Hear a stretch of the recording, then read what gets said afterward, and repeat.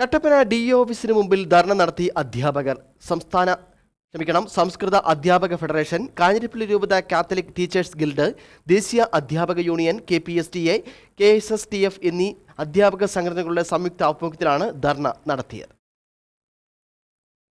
നിയമനത്തിന്റെ കാര്യം അന്വേഷിക്കാൻ വന്ന അധ്യാപികക്കെതിരെ അതിക്രമം നടത്തിയ കട്ടപ്പന DEക്കെതിരെ സംസ്കൃത അധ്യാപക ഫെഡറേഷൻ, കാഞ്ഞിരപ്പള്ളി രൂപത കാത്തലിക് ടീച്ചേഴ്സ് ഗിൽഡ്, ദേശീയ അധ്യാപക യൂണിയൻ, KPSTA, KSSTF എന്നീ അധ്യാപക സംഘടനകളുടെ സംയുക്ത ആഭിമുഖ്യത്തിൽ DE ഓഫീസിന് മുന്നിൽ ഇന്ന് ധർണ നടത്തി.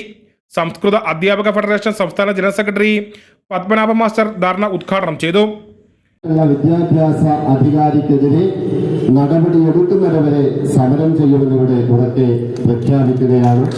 ഇന്ന് ഇടുക്കി ജില്ലയിൽ ഈ DE ഓഫീസിന് മുന്നിൽ കൊളുത്തുന്നതായ ഈ ഒരു പ്രതിഷേധ ജ്വാല വിദ്യാഭ്യാസ വകുപ്പ് ആ വിദ്യാഭ്യാസ അധികാരിക്കെതിരെ നടപടിയെടുക്കുന്നതുവരെ കേരളത്തിലെ എല്ലാ DE ഓഫീസിന്റെ മുന്നിലേക്കും കാഞ്ഞിരപ്പള്ളി രൂപത Catholic teachers guild director father Siju, ദേശീയ അധ്യാപക യൂണിയൻ ജില്ലാ പ്രസിഡന്റ് രാജേന്ദ്രൻ, KPSTA ജില്ലാ സെക്രട്ടറി ജോബിൻ, സംസ്ഥാന സമിതി അംഗം ജോർജ് ജേക്കബ്, KSSTF ജില്ലാ സെക്രട്ടറി ദീപു ജേക്കബ് തുടങ്ങിയവർ സംസാരിച്ചു.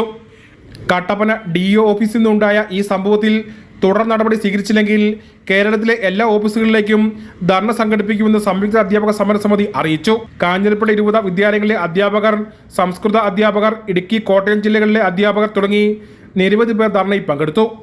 News bureau, Kattappana.